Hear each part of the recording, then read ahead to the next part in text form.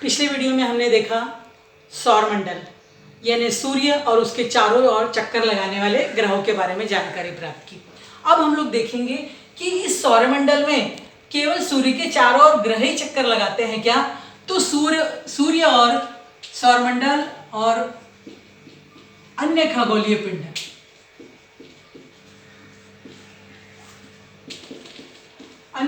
पिंडों के बारे में जानकारी प्राप्त करेंगे कि इस सौरमंडल में केवल ग्रह ही पाए जाते हैं क्या? नहीं, इस सौरमंडल के और अन्य खगोलीय पिंड कौन से हैं? सबसे पहला देखो कि सूर्य के चारों ओर ये 8 ग्रह तो चक्कर लगाते ही हैं, तो इसके अलावा कुछ पिंड ऐसे होते हैं जो ग्रहों के चारों ओर चक्कर लगाते हैं।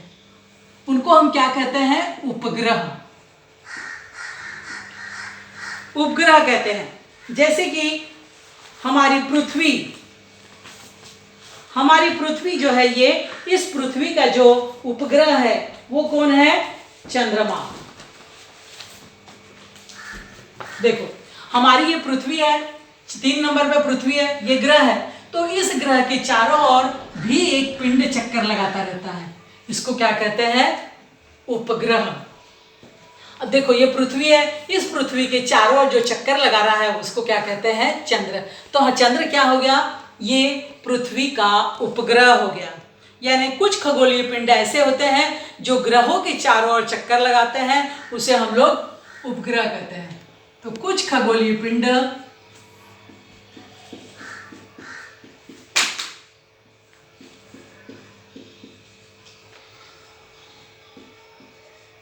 ग्रह के चारों ओर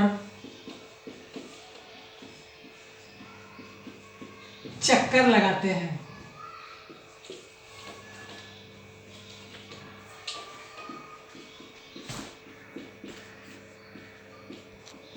उन्हें उपग्रह कहते हैं।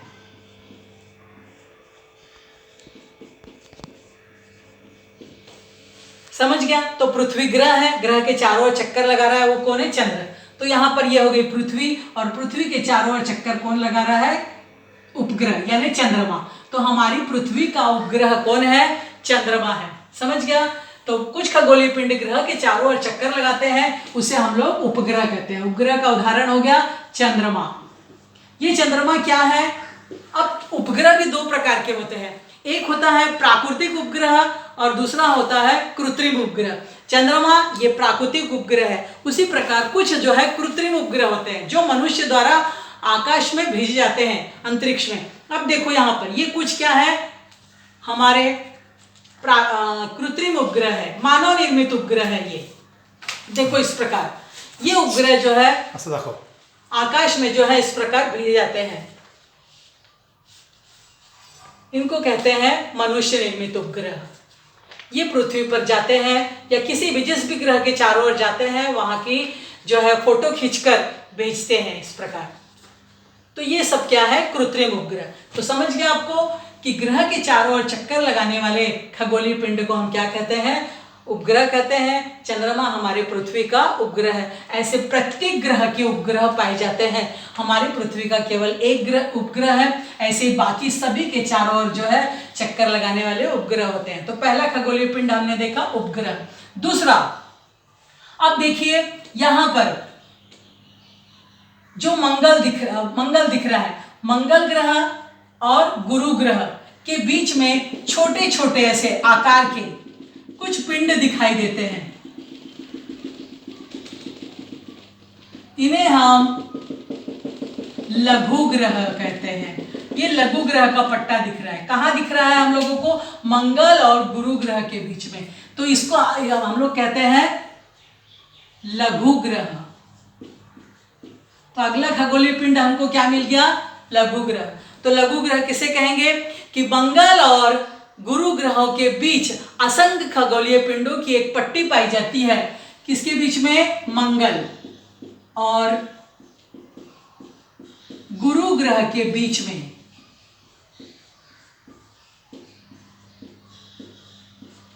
गुरु ग्रह के बीच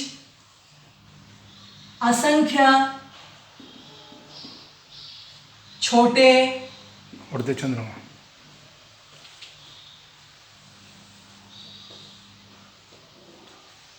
खगोलीय पिंड बस का पट्टा पाया जाता है।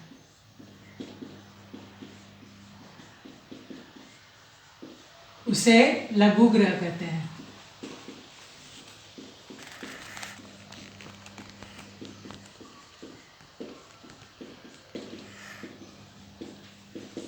तो दिख रहा है आपको? तो ये जो लघु ग्रह होते हैं इनका आकार जो है हमारे ग्रहों की अपेक्षा बहुत ही छोटा होता है। एक लघु ग्रह देखिए गिरा था उल्का पिंड के समान, तो देखो पूरी तालाब बन गया था हमारा। तो यानी इतने उनका आकार और द्रव्यमान जो है इन ग्रहों की अपेक्षा छोटा होता है। मंगल और गुरु ग्रह के बीच में देखो इसका इस प्रकार पट्टा दिखेगा, इसको हम लोग लघु ग्रह कहते हैं। तो एक खगोलीय पिंड हो गया लघु ग्रह। अब उसके अलावा इस सूर्य के चारों ओर और भी कुछ जो है पिंड चक्कर लगाते रहते हैं, जिसको हम लोग क्या कहते हैं? जैसे देखो सूर्य के चारों ओर और भी कोई पिंड चक्कर लगाता रहता है, इसको कहते हैं बटु ग्रह या वामन ग्रह। वामन ग्रह या बटु ग्रह। ये वामन ग्रह कौन है? प्लूटो। वामन नाम क्यों दिया गया? वामन यानी बौना, छोटा। आपने विष्णु पुराण में देखा होगा, विष्णु जी के दशावतार में एक अवतार जो है छोटा बच्चे का रूप उन्होंने धारण किया था, एकदम बौना रूप में, उसको वामन कहते हैं। तो हमारे सूर्य के चारों ओर जो है एक पिंड खगोलीय पिंड चक्कर लगाता रहता है, उसको कहते हैं वामन ग्रह। उसका आकार में जो है वो बहुत ही छोटा होता है। तो नेपच्यून के आगे यानी नेपच्यून ग्रह के आगे की ओर एक ग्रह चक्कर लगाता है, उसको नेपच्यून के आगे यानी नौवा, उसको नौवा ग्रह नहीं कहेंगे, उसको वामन ग्रह कहेंगे। तो अगला ग्रह को क्या मिल गया? खगोलीय पिंड वामन ग्रह। तो यहां पर प्लूटो का चित्र देखिए आप लोग, देखो इस प्रकार ये बहुत ही छोटा होता है आकार में, इसको कहते हैं हम लोग प्लूटो ग्रह। प्लूटो ग्रह को जो है सूर्य मालिका से बाद में, पहले इसको भी ग्रह माना जाता था, लेकिन बाद में जो है बहुत ही दूर है, दिखाई नहीं देता था, एकदम छोटा था, इसलिए उसको वामन ग्रह कह दिया गया और उसको सौरमंडल की, हमारी जो सौरमंडल की जो श्रृंखला है उसमें से हटा दिया गया था। तो नेपच्यून ग्रह से परे सूर्य का परिभ्रमण करने वाले आकार में कुछ छोटे खगोलीय पिंड होते हैं, उसको हम लोग वामन ग्रह कहते हैं। तो यहाँ पर हमको अगला खगोलीय पिंड समझ गया, क्या हो गया? वामन ग्रह। तो इस प्रकार सूर्य के आकार की तुलना में ये सभी जो है बहुत ही छोटे हैं, दिखाई देते हैं, लेकिन चंद्रमा जो है हमारी पृथ्वी के नज़दीक होने के कारण ये हमको आसानी से दिखाई देता है। और ये